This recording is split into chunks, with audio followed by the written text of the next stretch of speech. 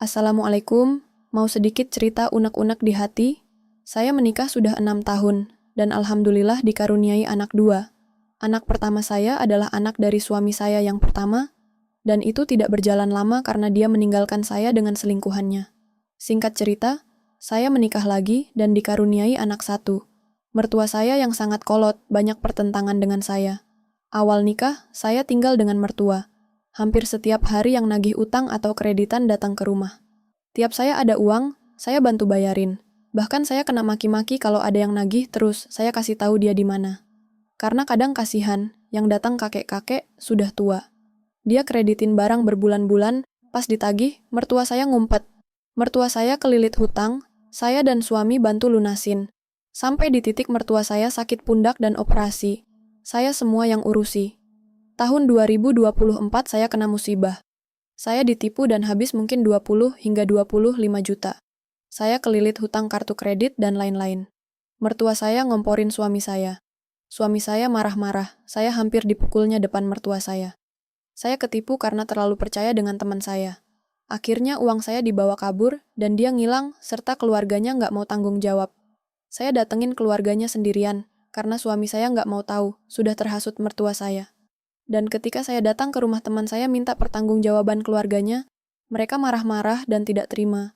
Bahkan mereka mengancam dengan senjata tajam, celurit, bahkan saya dikata-katai kasar.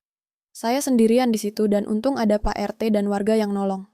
Dan alhamdulillah pihak keluarga mau menyicil sebulan 200 sampai 250 ribu kepada saya.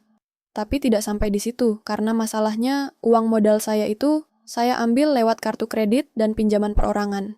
Saya dikejar-kejar hutang. Suami saya bantu materi, tapi saya harus hadapi semuanya sendirian. Bahkan jika ada yang nagih ke rumah, saya akan dimaki-maki dengan kata-kata kasar karena dia takut ibunya sakit. Saya ngerasa sendirian untuk menyelesaikan semuanya. Memang dia bantu materi, tapi mental saya sakit sekali. Saya benar-benar harus sendirian. Mertua saya sangat membenci saya karena masalah ini. Dari awal nikah, banyak sekali drama dari mertua. Semisal saya beli baju, terus kelihatan dia bisa merajuk masuk kamar dan nggak mau keluar. Atau saya dan suami berkunjung ke rumah orang tua agak lama. Dia merajuk dan bisa pingsan terus ngomong ke sana kemari ke tetangga yang enggak-enggak. Padahal saya kerja. Tiap dia susah, dia minta uang dan lain-lain, itu semua saya kasih dengan uang pribadi saya. Suami saya, maaf, gajinya tidak cukup untuk menutupi kebutuhan keluarga. Saya salah karena sangat ceroboh dan terlalu percaya sama orang lain. Tapi apa tidak bisa saya untuk dirangkul dan jangan dipojokkan dan terus-terusan disalahkan? Saya akan menyelesaikannya seiring waktu dan usaha saya. Apa bisa dimengerti dan coba untuk merangkul saya? Bagaimana saya merangkul dia ketika dia susah? Setelah setahun, hutang saya sudah mulai sedikit demi sedikit lunas. Tapi masih ada yang datang ke rumah setiap kali saya tidak ada. Dan kalian tahu, dari dulu anak pertama saya selalu tidak dianggap oleh mertua saya. Sampai kemarin lebaran pun, mertua saya nggak ada sedikit pun nanya, atau bahkan ngasih THR ke anakku yang pertama.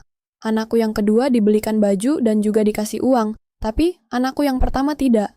Akhirnya dia nanya, kenapa aku nggak dikasih? Aku cuma jawab, nggak apa-apa, teteh ada. Sakit dan hancurnya hati saya. Saya merasa sendirian menghadapi semuanya. Saya sampai datang ke psikiater dan dibilang saya depresi. Tapi saya harus kuat karena ada anak-anak saya. Alhamdulillah suami saya sedikit demi sedikit berubah, dan sekarang dia lebih peduli dengan saya. Tapi saya sangat sakit hati atas perlakuan mertua saya dan suami saya kemarin-kemarin. Apa wajar saya tidak mau memaafkan mertua saya, dan saya tidak mau bertemu dengan dia lagi?